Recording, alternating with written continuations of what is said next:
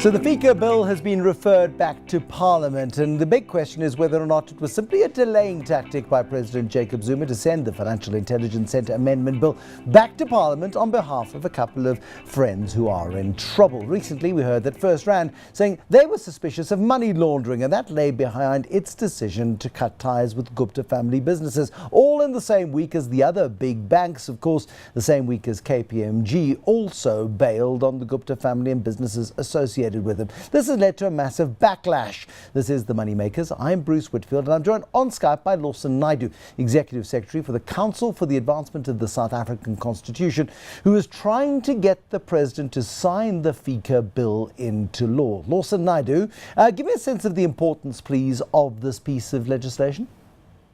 Well, it's very significant, Bruce. This flows from really needing to tighten up our financial regulatory system to counter money laundering and corruption and the financing of terror and trafficking and so on.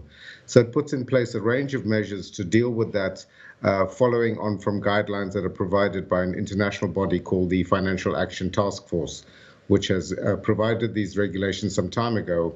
And in fact, we are one of the last countries in the world to fix our legislation to bring it into line with international norms and standards. I mean, what is the risk to the banking sector if this is not signed into law? We've got a highly regulated, highly regarded banking system in South Africa, but if we're not keeping up to speed with the very latest and freshest in legal, in the world of the law when it comes to banking, we could lose that reputation, surely. Absolutely. I mean, I think, the important point to note here is that our financial banking system and the regulatory system is only as strong as the weakest link in that chain.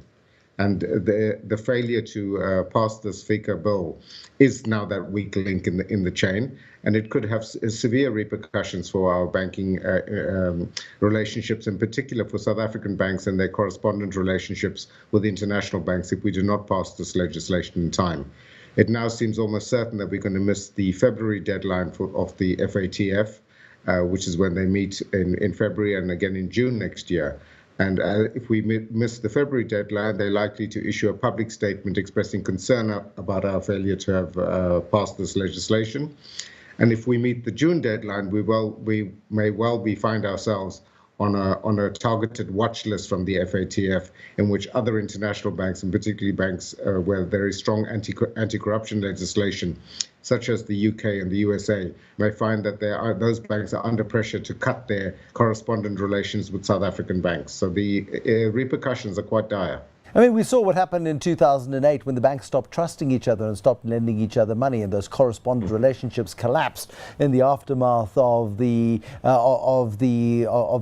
financial crisis. I mean, do we face a scenario that serious as South Africa with banks refusing to do business with us?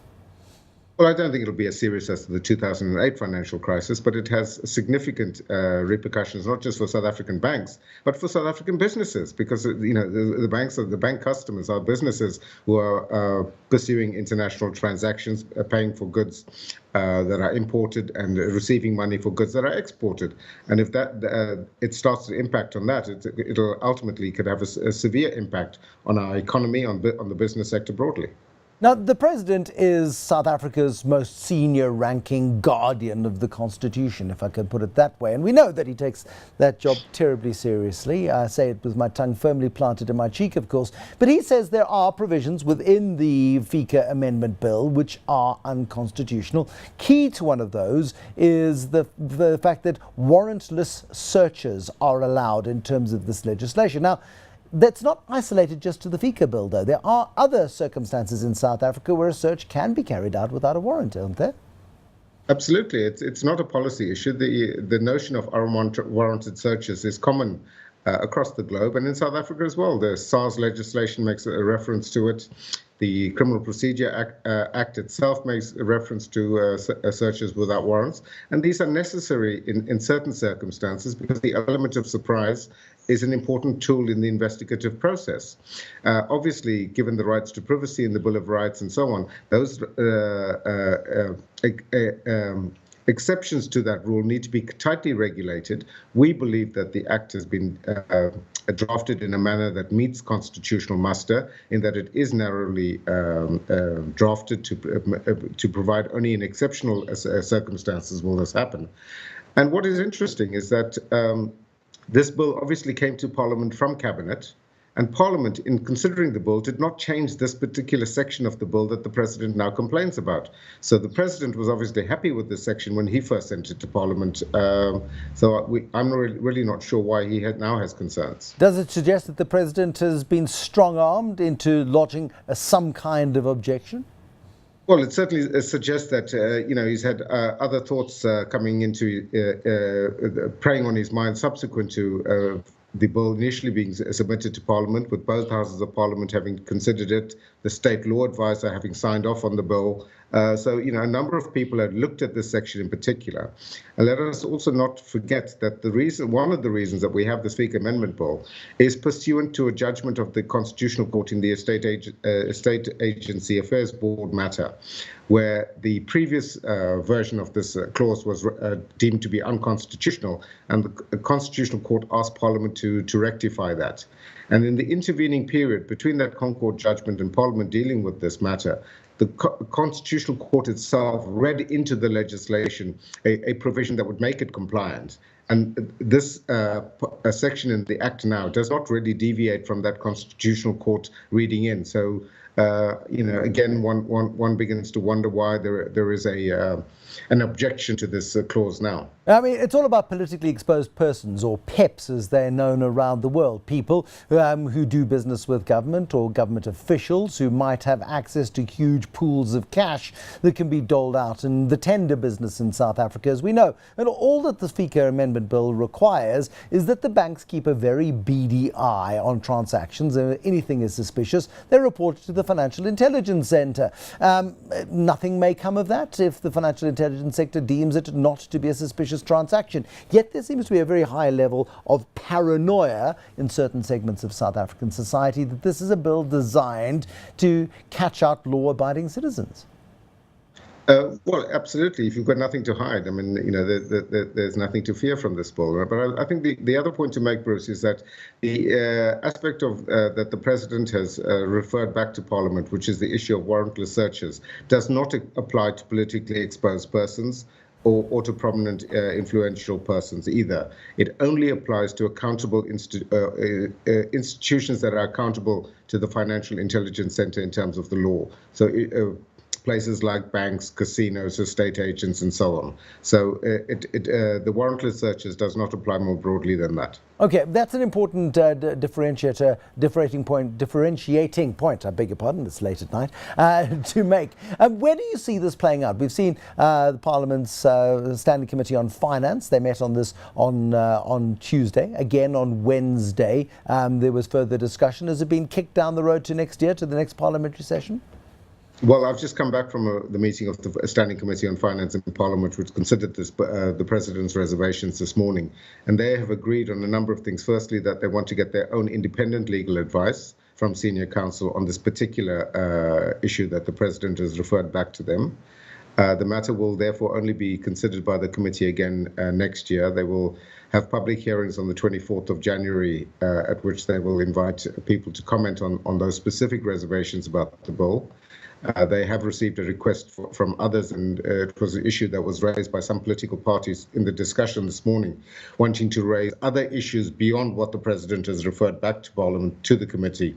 And the committee chair, Mr. Yunus Karim, was quite adamant on the basis of advice he received from the parliamentary legal advisor that the committee is constrained to only consider the reservations that the President has expressed and cannot consider any other aspect of the bill again.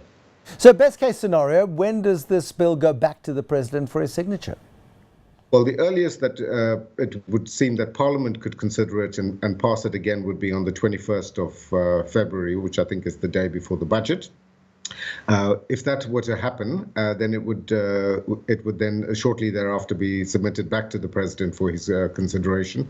It can go back in one of three forms. It can go back unamended if the committee is of the view that the clause the President has complained about is not unconstitutional. They could alternatively amend that section to make it more constitutionally pliable. Or thirdly, they could excise that particular clause and send it back. The president would then either have to sign the bill, or if he still has concerns about it, he can refer it to the Constitutional Court for a final decision. Could he raise different concerns with respect to this particular bill, or would it have to be on the same point of order that he has raised this time around? My understanding would be that he would have to stick to the reservation that he has already expressed to Parliament. He will not be able to introduce any new reservations. So it's really just a question of time then before this particular piece of legislation is signed into law, probably by the middle of next year? Well, it appears, I have to say that, Bruce, that it appears to have been a delaying tactic. I mean, as CASAC, we wrote to the president in the middle of September asking him to either sign the bill or to refer it back to Parliament. He did not even have the courtesy to reply to our letter, which led us to having to go to court at the beginning of November to seek to get the court to order him to do one of those two things. And it was only on the very last day in which he was due to file his answering affidavit that he referred the matter back to Parliament. So it certainly seems that he's stretched it out for as long as he legally can. Okay, so this is a piece of legislation pivotal to South Africa's rating status. It's pivotal to the South African economy. And it's pivotal to being part of the global economy. Lawson Naidoo, final comment on that. If we don't get this piece of legislation passed next year, we become a banking pariah globally, potentially. Potentially it has that impact. But, I think on the other hand, we mustn't be too alarmist about this, because the banks will, in any case, will be able to conduct a due diligence that is appropriate to the clients that they service. So I think the banks will make sure that what they're doing is proper, that they exercise proper due diligence, and that in the interests of their other clients and in the interests of their shareholders, that they are not placed in a position of jeopardy. Lawson Naidoo, thank you very much indeed. Executive Secretary for the Council for the Advancement of the South African Constitution. Big issues with which Parliament must deal next year, paddling backwards and forwards on this particular piece of legislation. It goes back to Parliament in the new year, and hopefully then straight back to the presidency, and the president at that point will sign it. Otherwise, it goes to the Constitutional Court, and we know how that story ends. He might as well just sign it. Thank you for watching. Good night.